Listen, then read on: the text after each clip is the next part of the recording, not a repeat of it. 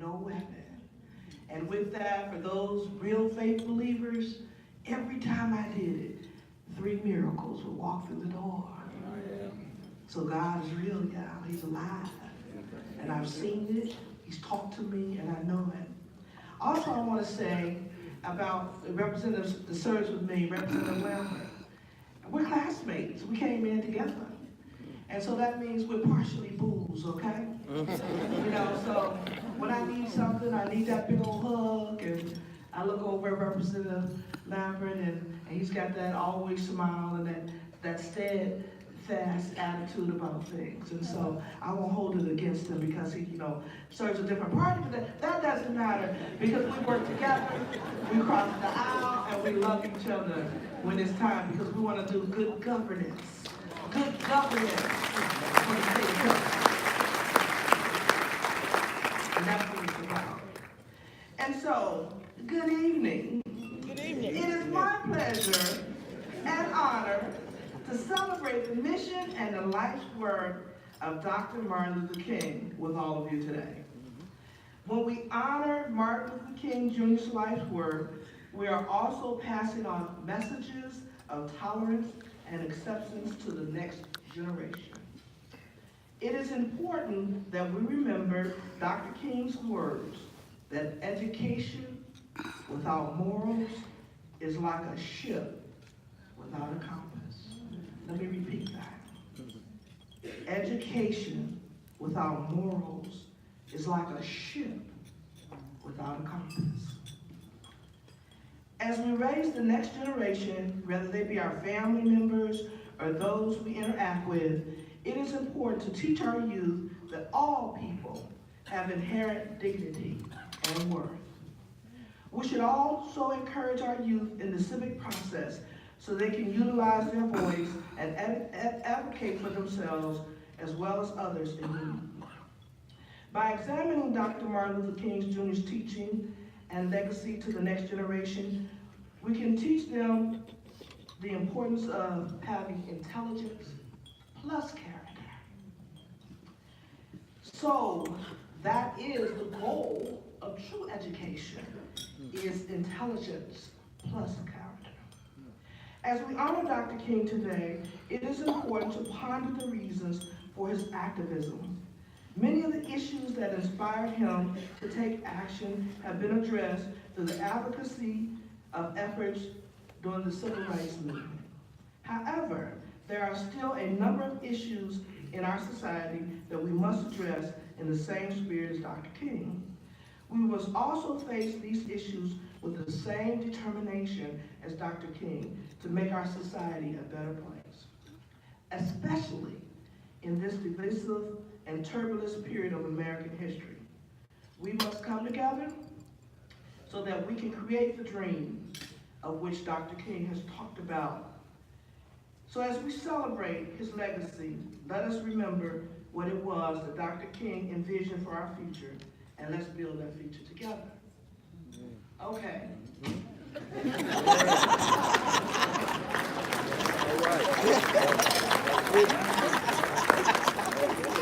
Did y'all tell my staff I read their speech? But let's talk. Let's have real talk about Dr. King, his work, our work, and as we move forward as a society. Like I said, this is my first trip to Abilene. And so when I came to the airport, I said, wow, this is a small airport. And I asked Mr. Miller, I said, tell me a little bit about Abilene. And he shared the story of Abilene. But what I've become to realize, I've got some new friends. The pastor gave a fantastic invocation. Thank you for that. I thought you was a real Baptist minister. The singers did their thing, the musician did his thing, and guess what? The food was tasty too. So, when you get tasty food, particularly with numbers like that, that's a good thing. But when I think about the dream, I think about young people today. I think about the new word. I want y'all to take a word that young people are using today. It's called stay woke. Okay? And people say, well, what does that mean? Because I asked that very question. Even though I'm 23, I've been around a little bit longer. And so my first question was, what do they mean by stay woke? You know, every year we come up with some new words for folks. It's the X generation, the Y generation, the baby boomers, the millennials, and I'm like, oh my God, what are we next? The reality is, young people are saying, let's stay in tune. Let's stay engaged. We want to be a part of what's happening. And we, as the older people, have an obligation to bring them along.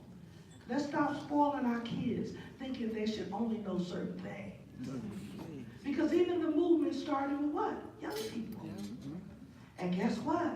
I have to say, and I'm guilty of it too, we've sheltered young people because we've said, well, we want them to have a better life. Are we sitting at home talking to our young people about what they need to do, their level of responsibility, and how we're engaging them? I was sharing the other day, I said, yes, I have two wonderful sons, 34 and 32, but remember, I'm 23. Yeah. I'll tell you about that in a minute.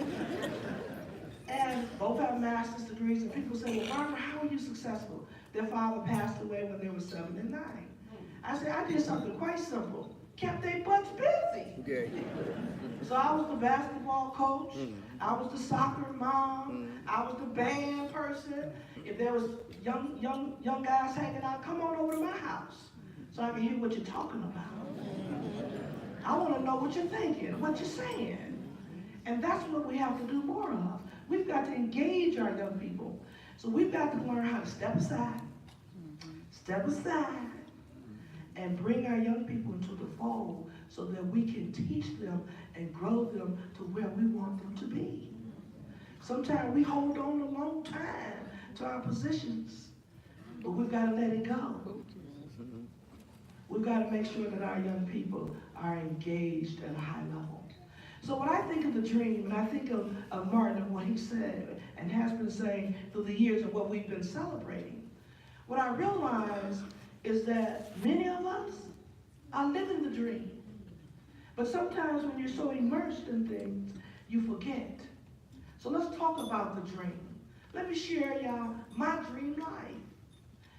Has it been free of tragedy? No. I've had tragedy in my life. But again, I realize this. Here I am, a little chocolate girl from Detroit, Michigan, with a mother on welfare, raising 6 children. And guess what? I'm one of 150 in the Texas State House. Is that a dream? That's a dream. That's the reality. That's real. So when I think about the dream, I think about my brother, Iceman, George Gervin. You know, me and George is 2 years apart. He's older than me, I want y'all to know this. But I'm still 23. And who would have ever thought he would have ever been one of the 50 all-time greatest, playing in the National Basketball Association? All I remember is a little skinny kid that we used to call Twiggy. Now, for those of you who understand the old times and who understand Detroit a little bit, he used to play basketball in the alley. I don't know if they have alleys now, they have cul-de-sacs, okay? So he used to play in the alley. And guess what? And this really dates me, even though I'm only 23, y'all. I'm convincing myself. They hung a peach tree basket on a light pole and played basketball. That's how they played basketball. And so when I think about where he was and where we were and where we are today, guess what? That's the dream. And I remember, and I think about King and his mountaintop speech, and a lot of times people think the mountaintop means this big old Mount Everest mountain. But I think we've been to the mountaintop. We've seen over, and we see things that are happening in our community. Abilene, you weren't today where you were yesteryear. Look how this city has grown. And guess what it takes? Leadership from this community that has a vision, that said we want to do something. I look at the universities here. I look at the technical colleges here, and I'm saying, Abilene, you weren't where you were back then, where you are now. So guess what? The dream is coming and coming alive. Think about the folks in this room, dressed all pretty, being served, sitting at a table, when it used to be you were the server. The dream is, we live in the dream. And sometimes we think too far out. We believe that only the dream is for certain people. But it's for all of us that are moving forward to a better life, for a better society. And we have to take personal responsibility to make sure that everyone in our stratosphere is understanding what the dream really looks like and how the dream really feels. And it's not something that's abstract. It is truly the realities of our lives as we improve ourselves. If you move from one house to the next, instead of 2 bedrooms, you got 3. That's the dream. You don't have to have a mansion, but you move from 2 bedrooms to 3. It was 7 of us in the household. We had 1 bathroom, and we was never late in school. I'm still trying to figure that out. And my boys, spoiled, okay? Clean up your rooms. Mom, aren't you calling the maid this week? I'm like, what? The maid? You better get in there and get that broom and that mop and clean this place up. We all live in the dream.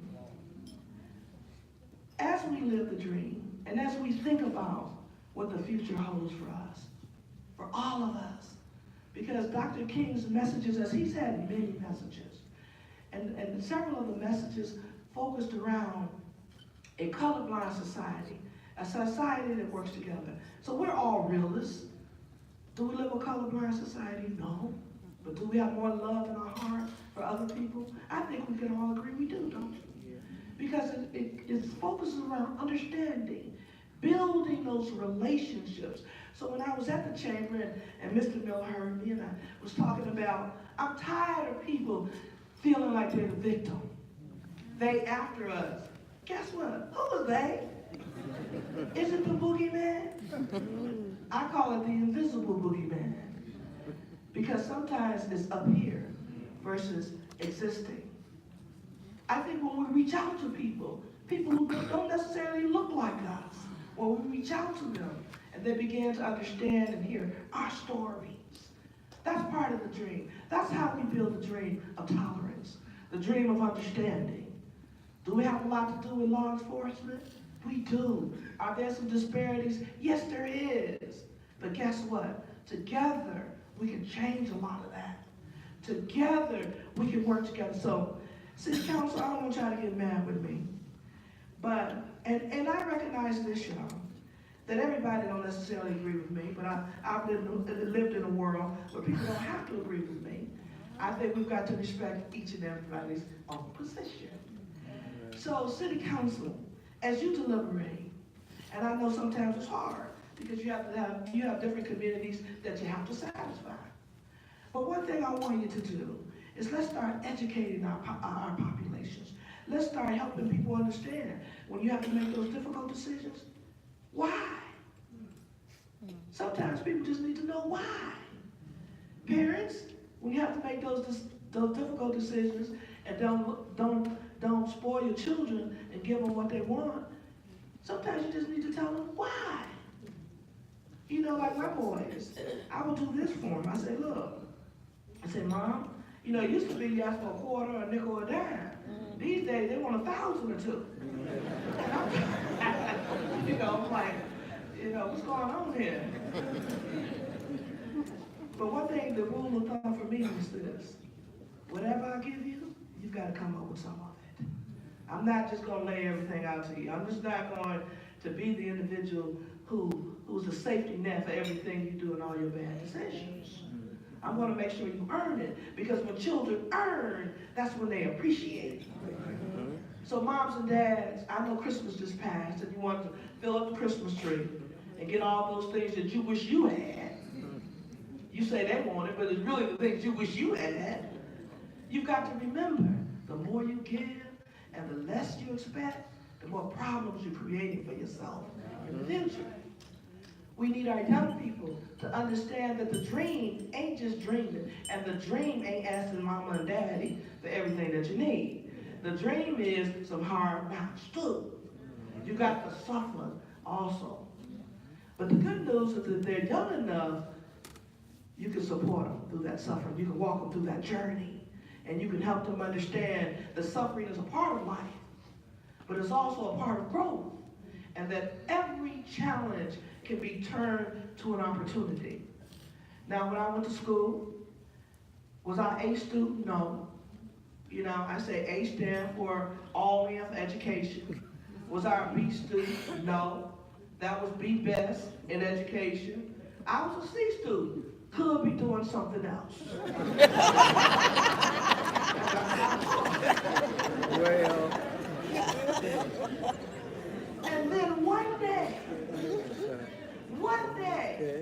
it hit me. Education is important. So that's when I pursued my master's degree after 33 years of school, even though I'm just 23 now. And then I went after my PhD. And so I want to express upon you tonight is that we've got to love each other more. That's a word we've got to continue to put out there. We've got to be more tolerant of each other. Even though we see differences, we've got to stop being fearful of one another. We've got to be open for debate sometimes. I'm talking about professional debate. It's okay to disagree. You know, when people want yes people around, to me, they're a problem. I want some people to give me some really conscientious discord so I can think the other way. You know, as I serve in the House, there's people with various views. I'm good with that. I'm good with that. They may not agree with me. I'm good with that too. They're entitled to their position. They're entitled to the way they see things. Because remember, we are who we are based on how we were raised. We are who we are based on our personal experiences. So the lenses that we see things through may be a little different. But guess what? There's nothing wrong with that. It's okay. It's okay to see things different. But guess what?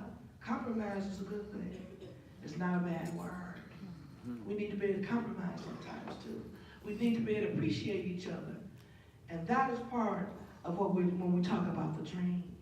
And how the dream becomes a reality for all of us is when we understand we can appreciate one another, we can work together for the greater good, we can have discord. And finally, I want to say this. You know, I got a lot to say, but I can't say it all tonight. Finally, I want to say this, that we as individuals have a personal responsibility to do various things. Young people, you have a responsibility to go to school and get your education. And so when I say I was a C student, I wasn't bragging. It just took me a little longer to mature to gain that respect for education that I needed to. And I had a patient mother. So making sure that we give our children the right messages is important, and that we guide and direct them. Also, I think it's important that our leadership in city council, I wasn't picking on you, I'm picking on the county a little bit too. You know, you have a powerful tool in your hand when you become an elected official. And that tool is so powerful because you're making decisions for a big number of folks, the masses really. And that decision is so important. And that decision cannot be one-sided. That decision needs to take various views into account, even when you disagree. That decision as a public servant, and I think our pastors realize it, sometimes it's challenging to be a public servant and to deal with the folks in our congregation. But when we have our hearts right and our minds right, and we are guided by love, and we're guided by just common sense, we're going to make the right decision. So I believe this will not be my last visit. I want to come back and visit some more because I have found new friends, a new place, and a love for a city that I've never been before because I'm open-minded. And that's where me and the representative, we want to serve you the best through our open-mindedness, through our open-heartedness, through our love for community and our love for our young people. So again, now did I address the George Gervin story for you? Or did you want to hear about the 73 points? I can't do the finger roll. I can't dunk. I can't glide or slide. But what I can do is love people and work for the greater good. Thank you for having me here.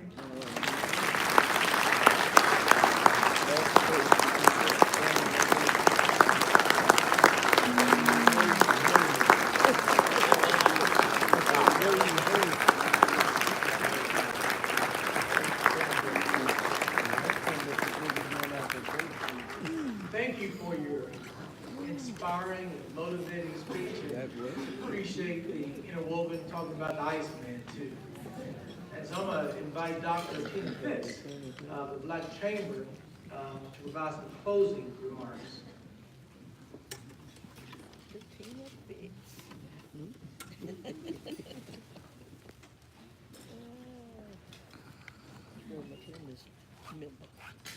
Oh, yeah. Yes. She's not here right now. She's upstairs in her grandson.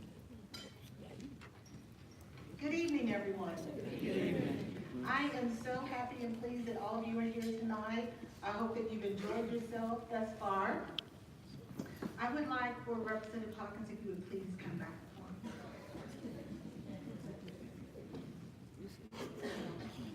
Right there? Oh.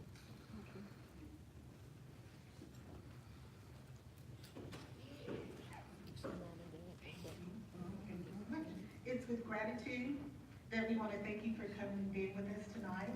We enjoyed your speech. It was very enlightening, inspiring, allowing us to know that we are living a dream and we need to encourage our youth to live the dream as well. So we have a gift for you. Thank you so much for being here. Thank you. And thank y'all again. Stay woke out there.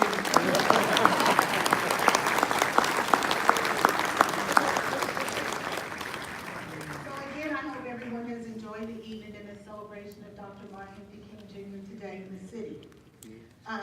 Again, I am just so appreciative of your being here today. And so I want to make a little announcements before I go on. On last year, the Chamber awarded 4 scholarships to some very deserving students. And I wanted to announce to you who those students were. The first one was Matthew Pilati, who's a student from Cooper High School. His parents are Paul and Janet Pilati. Annie Nuedo, student from Cooper High School. Her parents are Demisha Nabisi and Beatrice Kenyang. Juliana Ripple from Cooper High School. Her parents are Kevin and John Ripple. And Esther Moncero of Abilene High School. Her parents are Avesta and Esperanza Monsanero. So if we can give those scholarship recipients a round of applause.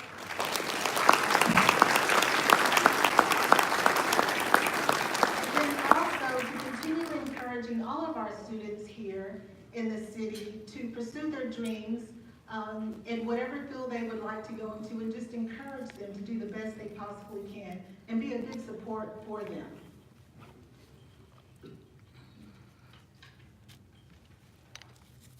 So on your tables, there's some beige postcards on the table, and I want you to take a moment to look at those postcards and fill them out for the chamber. We want to encourage everyone to participate in the citywide celebration, participate with the Abilene Black Chamber of Commerce.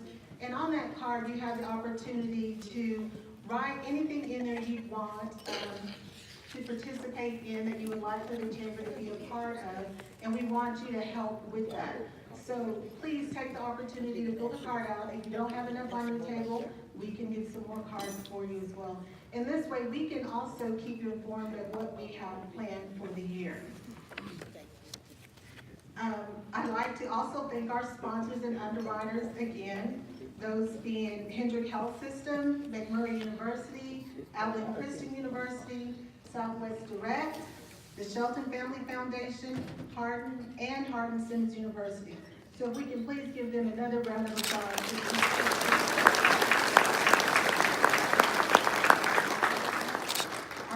participants. This was absolutely a wonderful program, and I want to thank everyone that participated in it. Cooper High School Air Force Junior ROTC, Ms. Ernesta Singleton for our national anthems. She's coming back. Dr. Phil Christopher and Reverend Ian Nickerson for our prayers. Thank you. Reverend Jeremy J., you did an awesome job playing for us. Ms. Ilneza Matthews and Keisha and LaKendra Matthews for singing. Amen. Mr. Floyd Miller for introducing our speaker, and for all the things that you do behind the scenes that nobody ever knows. Priscilla Rayford and Southwest Direct for completing our programs tonight. Naomi's Creative Touch for doing our decorations.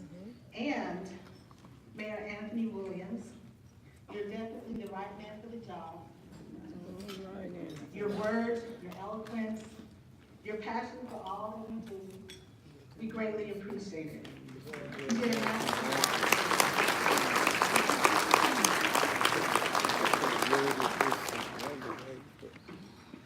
Also, I would like to recognize the members of the Abilene Black Chamber of Commerce Board, the board members. If you would please stand wherever you are. The board has worked tirelessly throughout the year putting together this banquet, and I just wanted to recognize them. One is Ms. Dee Moore. She's going to be our current president for 2019-2020.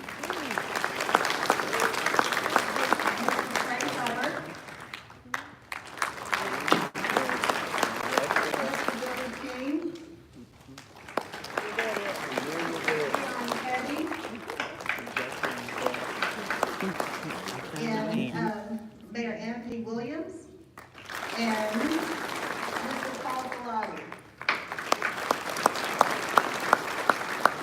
Individually and collectively, you are awesome. Your skill sets, your personalities that you bring to the table for the work of the Abilene Black Chamber of Commerce has been exceptional. And I'm just so pleased to have had the opportunity to work with all of you, and I look forward to working with you in the future. Thank you.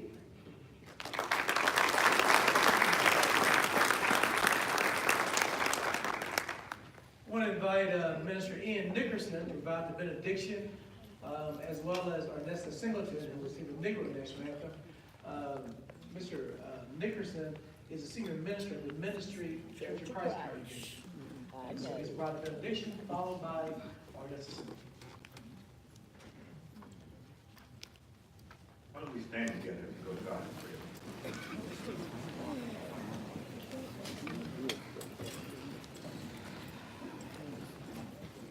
Let's pray.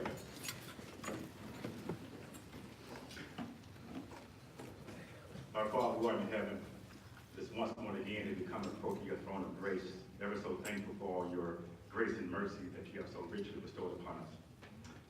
We have come this night and we have acknowledged and celebrated the work and legacy of Dr. King and the specific others who are empowered and emboldened by the similar and the same motivating factors that motivated Dr. King.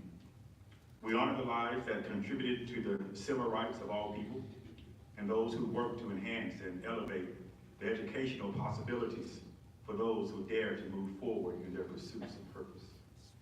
May our time here tonight encourage the gifts, talents, abilities, and passions of the youth and adults who surround us.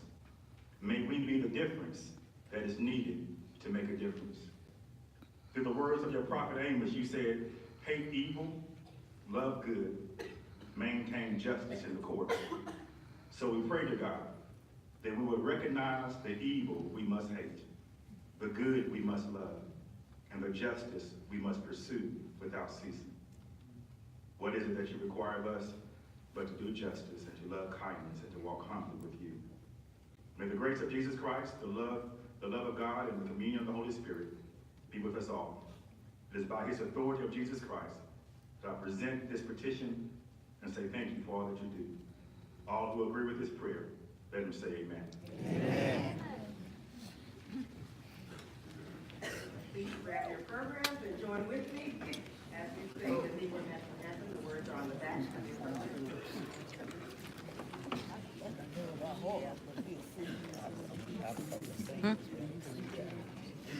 see what, oh, I got, yeah. Thank you, thank you, thank